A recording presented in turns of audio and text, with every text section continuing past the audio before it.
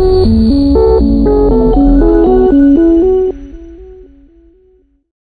दोस्तों, जैसे कि आप स्क्रीन पर देख पा रहे होंगे कि बिहार, ये जो आर्थिक सहायता दी जा रही है वो है, जैसे कि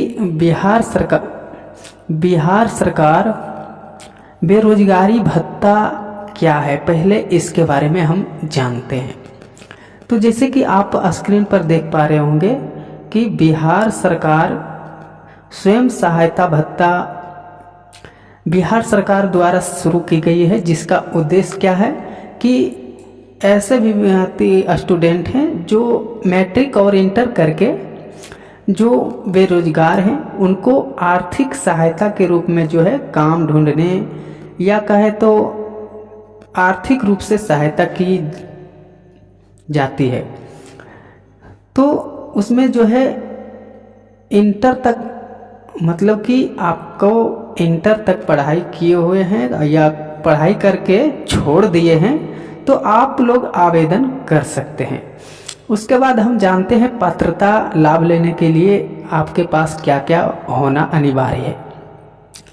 तो जैसे कि आप स्क्रीन पर देख पा रहे होंगे कि इसका जो पात्रता है, आपके पास जो पात्रता होना चाहिए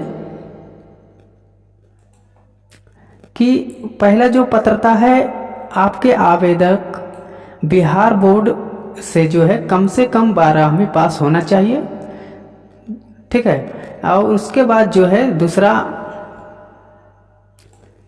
दूसरा जो है आपकी आयु जो है 20 साल से 25 वर्ष के बीच में होना चाहिए आपका एज। उसके बाद आगे बात करते हैं आवेदक का जो है अस्थाई निवासी होना अनिवार्य है।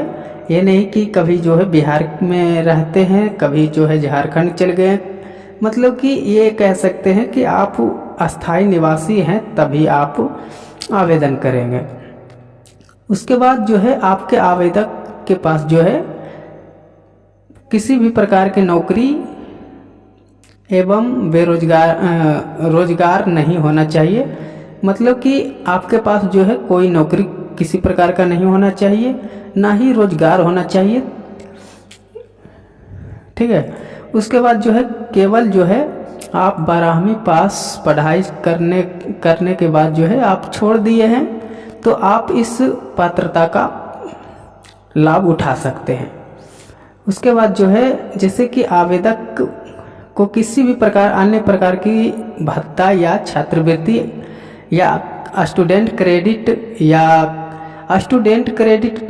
जैसे कि 4 लाख तक का उसमें भी पैसा मिलता है, जो कि पढ़ाई के लिए मिलता है। बीटेक जैसे ग्रेजुएशन, मतलब कि बीटेक जो भी बड़े लेवल में होता है, इस तरह से कह सकते हैं, ITI, ठीक है। तो उसके बाद हम बात करते हैं बेरोजगारी भत्ता कितना मिलेगा, ठीक है, कितना मिलने वाला है। तो जैसे कि हमने भी उठाया है बेरोजगारी भत्ता, बिहार सरकार द्वारा इंटर पास किए गए युवाओं को रोजगार खोजने के लिए जो है 1000 रुपये प्रति माह दी जाती है। आप लोग समझ चुके होंगे कि जो है रोजगार ढूंढने के लिए आपको दिया जाता है आर्थिक सहायता के रूप में।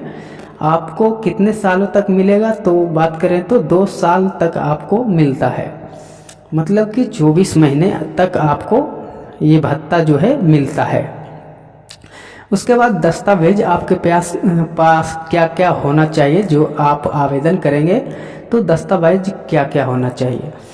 तो जैसे कि आप यहाँ पर से देख सकते हैं कि बिहार मतलब कि 12वीं कक्षा के जो उत्तीर्ण प्रमाण पत्र होते हैं वो लगेंगे, जैसे कि मार्कशीट और क्या कहा जाता है, तो उसके बाद जो है 12वीं का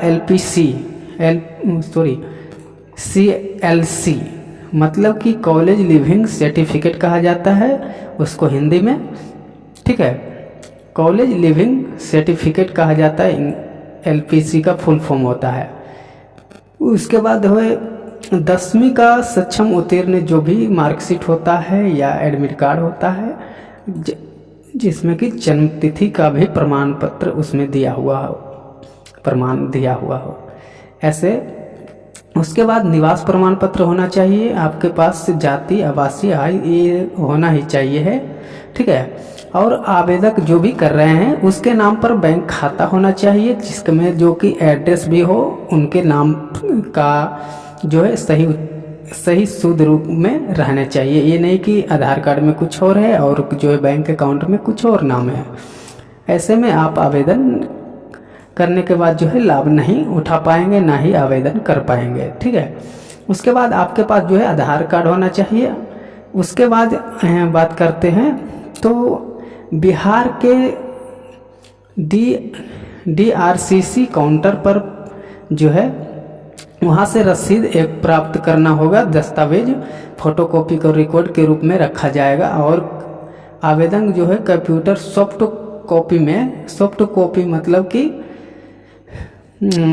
PDF में करके मोबाइल में ही स्कैनिंग के रूप में, मूलभूत के रूप में चिन्हित के तौर पर जो है ऑनलाइन हस्तांतरित करने में सहायता करती है, वो सब होना चाहिए। उसके बाद DRCC केंद्र के प्रवेश द्वारा जो है ये सब नहीं भी होगा तो कोई ज़रूरत नहीं है, ठीक है, वो सब जो है ज़रूरी नहीं है। उसके बाद बात करते हैं कि आवेदन कैसे करना है। तो इसका ऑफिशियल वेबसाइट जो है यहाँ पर से आएंगे आप, यहाँ से चाहें तो EasyToNet सर्च कर सकते हैं, या ऑफिशियल वेबसाइट जो है इसका जो है ऑनलाइन करने के बाद जो है 2 साल तक मिलती है इसका राशि। और जो है 1 तारीख तक, जो 1 तारीख से 11 तारीख तक जो है आपके मैसेज आ जाएगा। आवेदन करने के बाद जो है 1 से लेकर 11 तारीख तक मैसेज आ जाएगा कि आपका जो है मतलब कि स्वीकृति हो गई है और जो है 1000 भेजी जाएगी। इस तरह से मैसेज पहले ही दे देता है, उसके बाद जो है पैसा आ जाती है। तो जैसे कि मैंने पहले भी बोला था कि मैंने भी इसका लाभ लिया है, इसलिए हम आवेदन ये नहीं कर सकते हैं।